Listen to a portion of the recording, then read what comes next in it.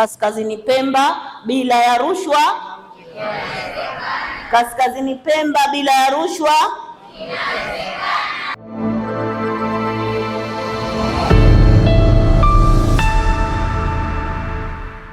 Mmoja aweze kuwa na mapambano dhidi ya rushwa.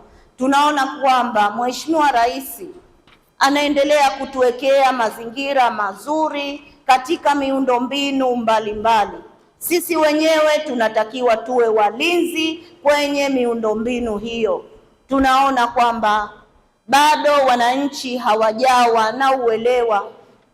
Ni majuzi tu kwenye miradi yetu ya maendeleo tumeona mlinzi anawekwa kusimamia majengo, yeye amekuwa ni mhujumu wa uchumi katika maeneo yale. Kwa hiyo niombe kwenye miradi hii ya maendeleo sote tuwe walinzi.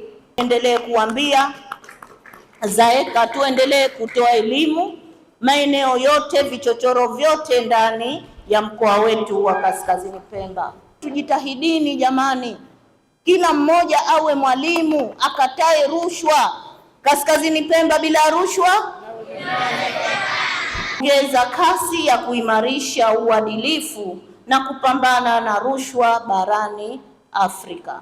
Shughuli hii ya leo ni ishara ya wazi ya kuunga mkono serikali yetu ya Mapinduzi ya Zanzibar inaongozwa na kipenzi chetu Dr. Hussein Ali Mwinyi, ambayo imedhamiria kwa dhati kupiga vita vitendo vya rushwa, uzembe, ufisadi na matumizi mabaya ya fedha za umma kwa lengo la kuimarisha uzingatiwaji wa misingi ya maadili, uwajibikaji na utawala bora hapa petu Zanzibar.